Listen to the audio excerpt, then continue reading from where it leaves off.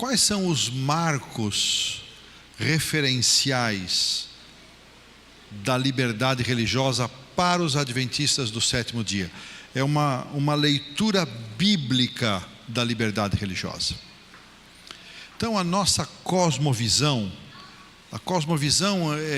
pode ser definida de várias maneiras, mas eu gosto da ideia, é a lente com a qual você vê a vida, é a janela por onde você observa as coisas acontecerem. Então, qual é a nossa cosmovisão? A nossa cosmovisão, ela está fundamentada no conceito de que Deus é criador. Nós cremos num Deus criador que deu origem a todas as coisas, cremos na origem do mal que desviou o ser humano dos propósitos para os quais Deus o havia criado, e cremos na redenção, na libertação, na redenção, nos atos redentivos de Cristo. Então esse trinômio, criação, queda, redenção, formam a base para a nossa compreensão da liberdade religiosa. Um Deus criador, a entrada do pecado que escraviza o ser humano, e os atos redentivos de Cristo que libertam o ser humano. Nós gostamos muito de falar muito mais da salvação em Cristo. Está bem que seja assim, mas antes de nos oferecer salvação, Cristo nos oferece libertação, porque só uma pessoa livre pode aceitar a salvação. Eu não quero complicar as coisas, mas é assim mesmo.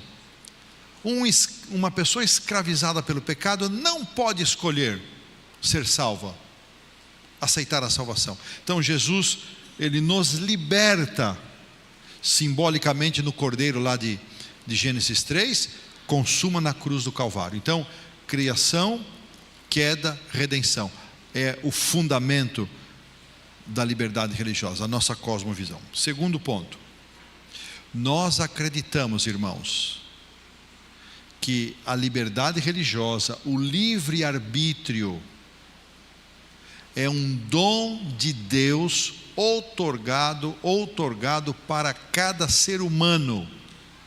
Portanto, liberdade religiosa não é exclusividade de uma comunidade religiosa, de uma comunidade étnica, de um pequeno grupo. Liberdade religiosa é um direito de cada ser humano, e esse direito deve ser exercido e respeitado sem impor nenhum tipo de retaliação. E nós precisamos entender isso. Não existe a liberdade religiosa dos adventistas do sétimo dia. Não existe. Existe liberdade religiosa para todos. Ou é para todos ou não é para ninguém. Terceiro ponto, irmãos. Todos esses são pilares fundamentais por onde a igreja adventista se guia para trabalhar com a liberdade religiosa. É o princípio da separação de igreja e Estado.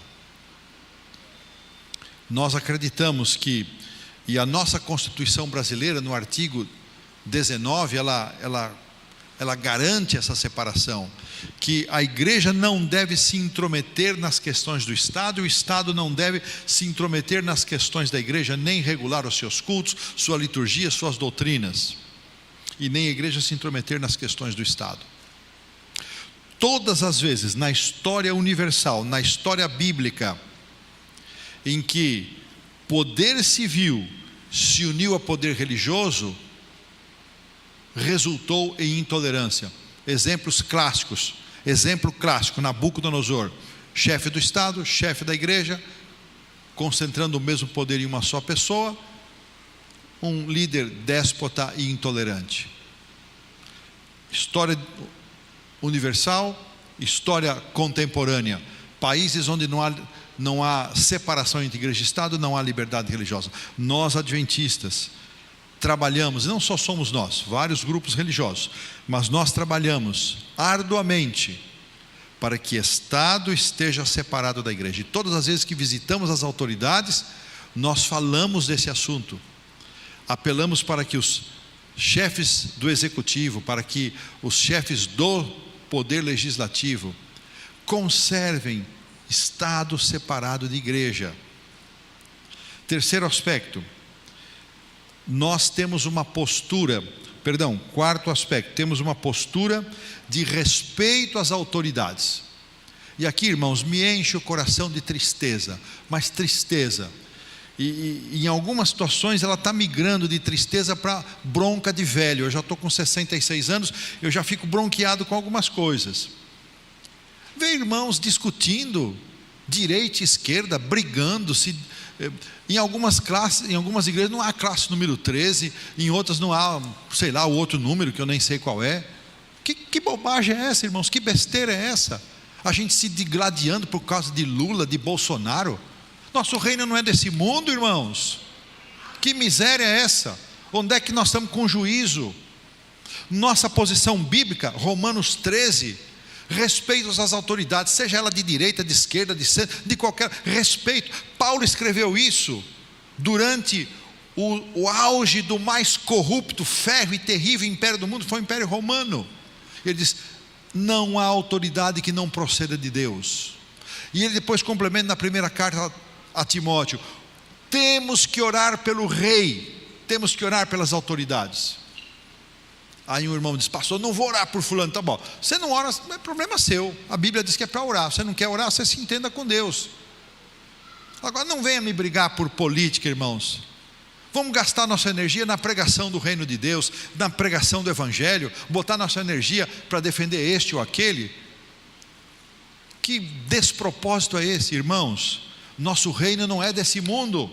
Nosso reino não é desse mundo. Então, qual a nossa posição? Respeito às autoridades. Dizer que a igreja adventista é apolítica é uma inverdade, sem fundamento. Nossa postura é de não atuação, não militância na política partidária. É diferente. Porque a política tem a ver com a polis, tem a ver com a cidade onde vivemos, o local onde estamos. Lembra-se de Jeremias aconselhando o povo que foi para o cativeiro: amem o lugar para onde vocês vão, construam suas casas, plantem, cuidem do seu jardim, do seu pomar, porque vocês vão ficar lá 70 anos, cuidem. Nós temos que cuidar de Aracaju, temos que cuidar de Sergipe, temos que cuidar do lugar. Então nós nos interessamos pela polis, temos que exercer o nosso direito de voto. A igreja não proíbe que nenhum membro da igreja seja candidato, ela não financia, não apoia, não aprova, não faz campanha, não chama para o púlpito, mas não condena, e você também não condene. E por birra, não deixe de votar num irmão adventista só porque ele é adventista e candidato. Não seja birrento, seja honesto consigo mesmo, escolha o melhor, a pessoa que melhor possa refletir os valores que nós cultivamos: família, liberdade religiosa. Quem melhor pode defender estes valores no parlamento? Então, meus irmãos, respeito às autoridades. Nós respeitamos a autoridade constituída, seja de que orientação política ou filosófica for. E não é nosso papel ficar brigando por isso. Famílias divididas, igrejas divididas por conta desse ou daquele. Irmãos, é o fim da picada. Nós temos que criar vergonha na cara e entender que esse não é o nosso papel. Vamos orar pelas autoridades, vamos interceder por elas, vamos entregar nas mãos de Deus esses homens que foram eleitos, porque não há autoridade que não seja constituída, que não venha de Deus. Eu entendo que é difícil de acreditar que certos seres humanos, se entender que aquilo ali foi posto de Deus, é complicado. Não temos resposta para certas coisas. Mas lembra da jumenta de Balaão, irmãos? Deus não usou a jumenta de Balaão? Usou ou não usou? Ora, se ele usou a jumenta de Balaão, pode usar outras jumentas também por aí, não é verdade? Então não duvidemos do poder de Deus. Muito bem. Como é que nós nos relacionamos com outros grupos religiosos? Com profundo respeito. Com profundo respeito. Sem nenhum senso de superioridade, nenhum senso de exclusivismo. Nós temos que parar com a sensação de que só posso chegar perto de um outro, de um pentecostal, de um evangélico, de um católico, e manter a distância de 50 metros e exigir que ele grite: leproso, leproso, imundo. Que coisa é essa, irmãos? Jesus tocou o leproso, Jesus tocou os intocáveis, Jesus falou com as prostitutas, com as meretrizes, com os publicanos, entrou em casa deles, comeu com eles, e nós agora ficamos posando de santarrão, que um irmão não pode ver um líder adventista reunido com outros líderes, já vai gritando, ecumenismo, ecumenismo. Que ignorância miserável é essa, irmãos? Que bobagem é essa? A pessoa nem sabe o que é ecumenismo, está gritando ecumenismo, ecumenismo. Que negócio é esse? Para com isso. Nós temos que respeitar a escolha que as pessoas fizeram da sua religião, e dizer que esta ou aquela religião tem pacto com o demônio, não é nosso papel dizer isso, irmãos. Quem te deu autoridade, quem te deu autorização para você falar isso? Cuida da sua vida, cuida da sua fé, da sua organização, ore por ela. Não vai meter o dedo na cara de ninguém, dizendo que nós temos a verdade. Quem que é nós temos a verdade? A verdade é da palavra de Deus, não é minha verdade, é da palavra de Deus. Então, irmãos, nós temos que baixar a bola, baixar a nossa crista, tirar a presunção do nosso coração, acabar com o preconceito religioso, e pedir que Deus nos dê um coração amoroso, sensível, amar as pessoas e nos aproximar delas com amor fraternal. Será que eu estou pregando alguma coisa que não está aqui na Bíblia? Não. Se vocês me convenceram do contrário, eu mudo a minha fala. Irmãos, uma das coisas mais desconexas que existe é entender ou acusar os líderes de liberdade religiosa da Igreja Adventista de serem adeptos do ecumenismo. Irmãos, o ecumenismo, ele está hoje patrocinado por alguns grupos mundiais, e existem 3 de forma mais destacada: Concílio Mundial de Igrejas, Fórum Cristão Mundial, e muita gente fala sobre isso sem ter o mínimo conhecimento. Vocês sabem que a ignorância, ela é atrevida, e às vezes a pessoa fala com uma ousadia como se fosse o doutor nosso, não sabe o que está falando. A Associação Geral me convidou para ir a um evento ecumênico, para que eu conhecesse, e eu fui, em Bogotá, na Colômbia, assisti um evento ecumênico de uma dessas entidades. E nesse evento ecumênico, olha só, irmãos, o que eu vou contar aqui. Eles estavam celebrando, depois de 20 anos, a primeira unificação doutrinária. 20 anos para lograr isso numa unificação de uma doutrina que é a justificação pela fé. E estavam felizes porque depois de 20 anos conseguiram harmonizar uma doutrina. E nós estamos lá, representados pelo nosso líder mundial, Dr. Gannon Diop, e ele disse: olha, nós adventistas temos uma outra percepção. Nós entendemos que a liberdade religiosa é a capacidade de nós convivermos com as pessoas sem termos que pensar do mesmo jeito, inclusive doutrinariamente. Eu respeito como você pensa e peço que você respeite a forma que eu penso. Então nós não compartilhamos e não acusamos também e não desmerecemos o ecumenismo. Afinal de contas, é uma percepção, é uma outra cosmovisão, uma outra abordagem. Irmãos, a Igreja Adventista vai sempre exercer respeito, mas sempre vai manter a sua identidade. Lembre-se, nós somos um movimento profético, com uma origem profética, com uma missão profética e um destino profético. Nós não vamos nos vender, irmãos, e o fato de eu estar junto com este ou aquele não significa que nós nos vendemos. De onde se tirou isso? Sabe o que é isso, irmãos? Esse é aquele inimigo que vem de noite e semeia a semente ruim no meio do trigo. Esses que saem propalando, falando essas coisas, são instrumentos de Satanás no nosso meio, para acabar com a nossa paz, para confundir os irmãos. Eu não posso ser mais claro do que isso, pelo menos na forma como eu vejo. Então, irmãos, não atribuam ao ecumenismo o seu afastamento da liberdade religiosa. Não é justo. Irmãos, 2 pontos finais. Liberdade religiosa trabalha com uma perspectiva da ampliação do reino de Deus, da expansão do reino de Deus. É por isso, quanto mais liberdade religiosa, mais pregação do Evangelho. Onde não há liberdade religiosa, não há pregação do Evangelho. É por isso que a igreja se envolve com a liberdade religiosa, para pregar o Evangelho. Ponto final. E quando então as coisas não puderem mais funcionar?